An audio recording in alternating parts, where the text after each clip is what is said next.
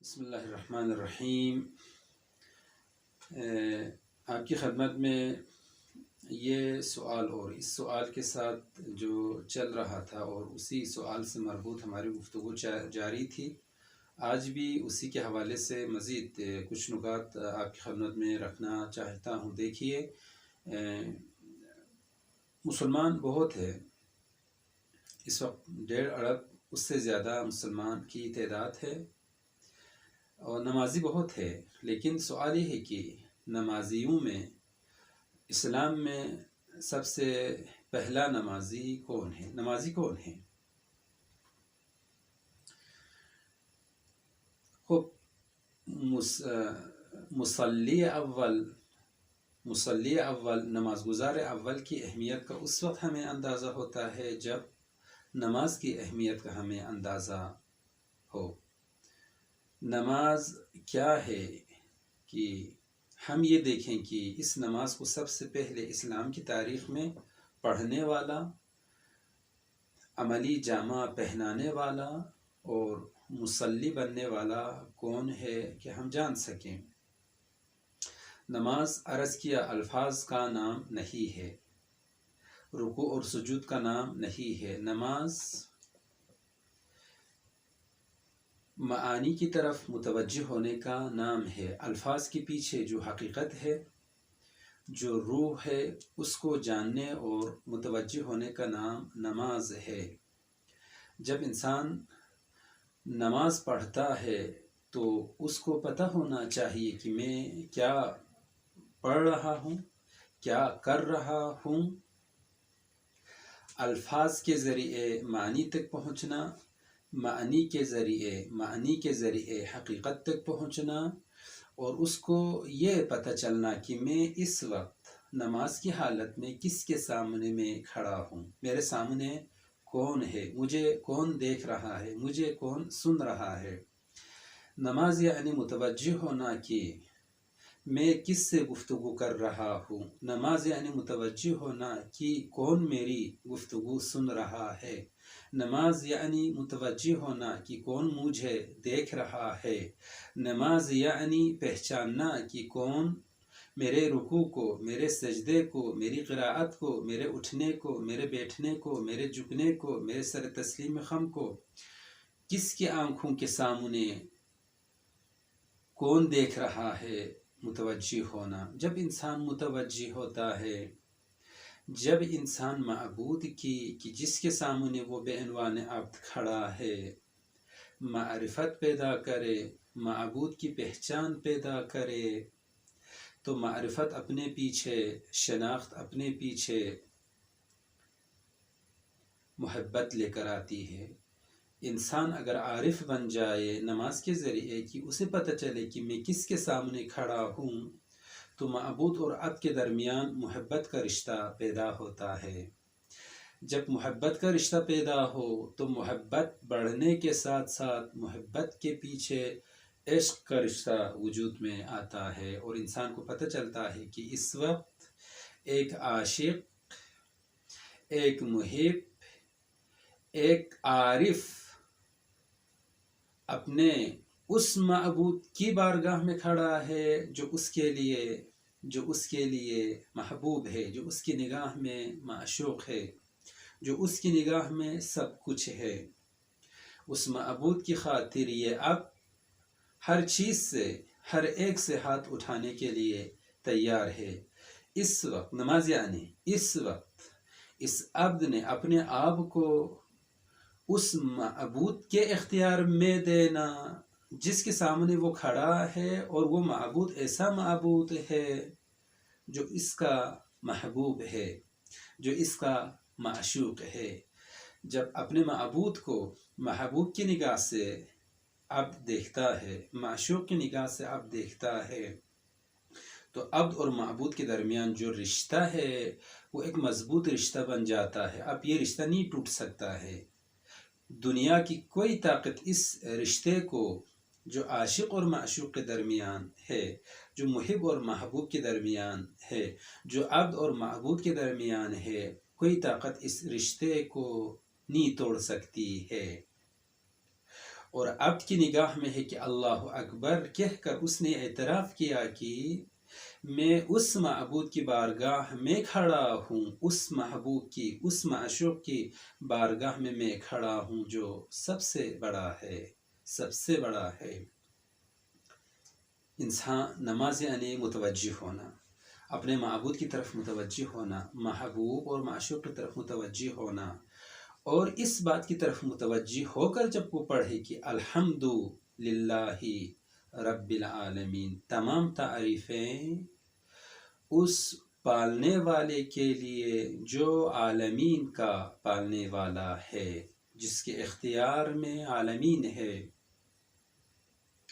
وہ رب ہے، عالمین کا رب ہے، ایک ملک کا، ایک صنف کا، ایک قوم کا، ایک گروہ کا نہیں، وہ عالمین کا رب ہے، الرحمن الرحیم۔ اور وہ رب ایسا ہے جو رحمان ہے اور رحیم ہے، اس کی جو مہربانی ہے اس کی کوئی حد ہی نہیں ہے۔ یا من سبقت رحمتہ غضبہ، غضب خدا پر خدا کی رحمت غالب ہے، سابق ہے۔ وہ خدا جب غضبناک ہوتا ہے تو بندوں کے لیے، بندوں کے حق میں ہے، جب خدا مہربان ہوتا ہے تو بھی بندوں کی خاطر۔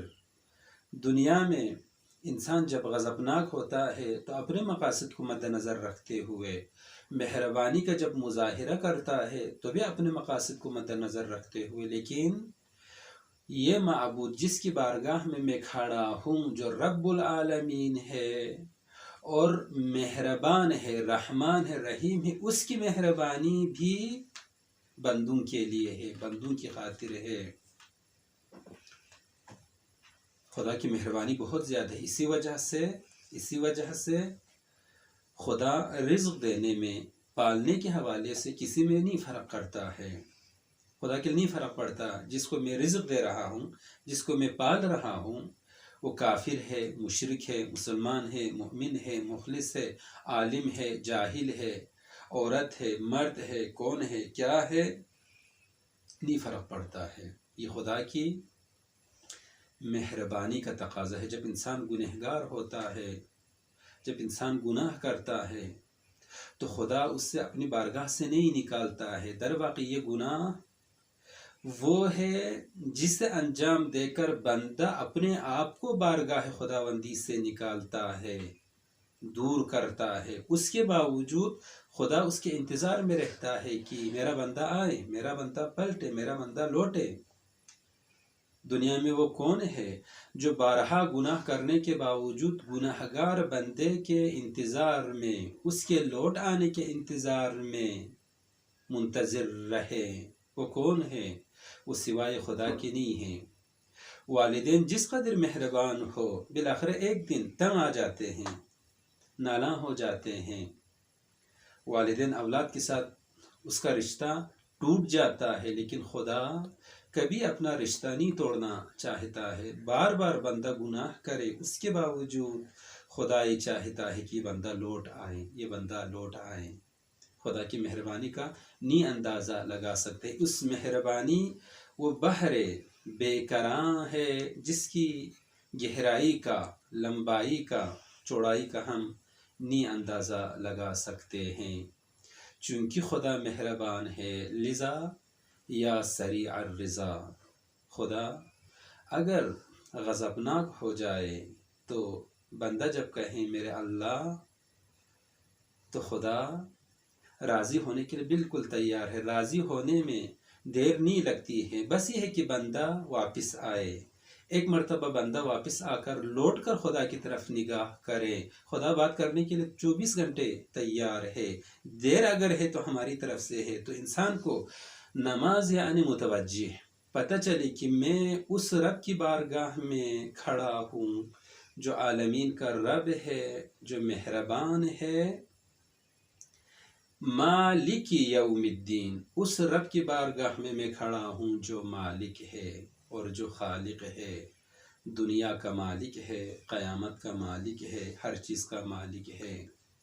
تو دیکھیں اب ترتیب آپ دیکھیں، انسان کو جب پتہ چلے کہ خدا رب العالمین ہے، اسی وجہ سے تمام تعریفیں اس اللہ کے لیے جو رب العالمین ہے، اور رب العالمین ہونے کے ساتھ ساتھ مہربان بھی ہے. اس کی مہربانی کو کوئی اندازہ نہیں لگا سکتا ہے، بے نہایت مہربانی کا مالک ہے، اور وہ خدا دنیا اور آخرت کا مالک بھی ہے. تو ایسے میں یہ نتیجہ نکل آتا ہے کہ اس بندے کو یہ حق پہنچتا ہے، وہ اقرار کرتا ہے، وہ اعتراف کرتا ہے کہ ایسی صورت میں ایاک نعبد و ایاک نستعین، لائق عبادت، مستحق عبادت صرف اور صرف خدا کی ذات ہے.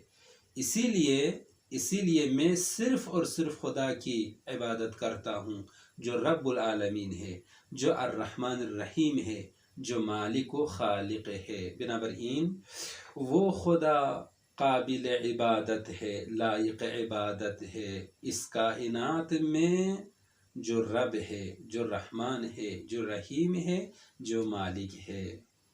بنابراین انسان جب نماز پڑھتا ہے تو نماز میں وہ اس نقطے کی طرف متوجہ ہوتا ہے کہ میں کس کے سامنے کھڑا ہوں، میرا رشتہ کس